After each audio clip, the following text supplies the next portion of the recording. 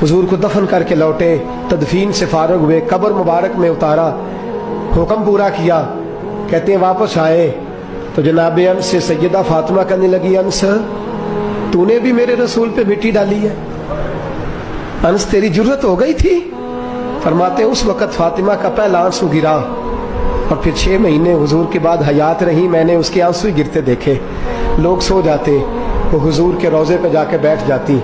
कहते मैं समझाता बहलाता, लेकिन फातिमा कहती अली सब्र अपनी जगह, कर्म अपनी जगह। और मैं तुझे क्या बताऊं, बहन भाई पहले सारे चले गए, वालदा पहले छोड़ गई, अब हुजूर अलैहिस्सलातु सलाम ने भी पर्दा डाल लिया है, मुझे चाह और जानिब कुछ दिखाई नहीं देता। कहते 6वां महीना था हुजूर के विसाल को। एक दिन मुस्कुराती हुई फातिमा घर आई रोजे से रात को बच्चों के साथ, तो शेर खुदा कहने लगे, मैंने कहा फातिमा बड़े दिनों के बाद मुस्कुराते देखा, क्या बात है?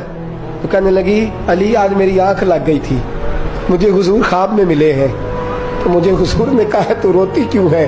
तो मैंने कहा महबूबा मेरा दिल नहीं लगता।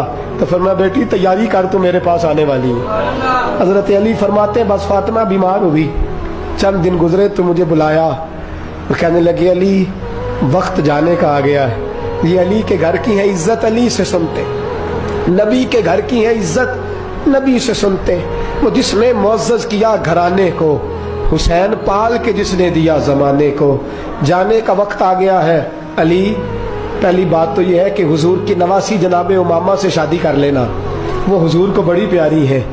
और दूसरी बात यह है कि मेरे हसन हुसैन इनका खास ख्याल रखना।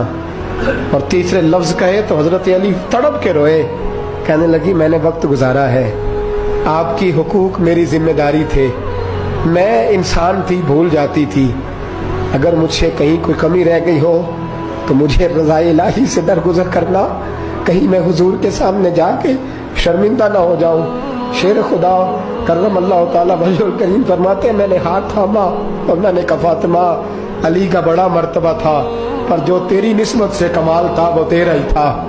तू कैसी बात करती है, तूने तो हद कर दी, शहजादी हो के मेरे घर में खादिमों की तरह रही। हजरत फातिमा रज़ियल्लाहु ताला अन्हा का दूसरा हुक्म ये हुआ कि मुझे रात को दफनाया जाए। और फरमाया मेरे पहले मदीने में ऐसा नहीं होता था, ये हजरत फातिमा ने सबसे पहले कहा।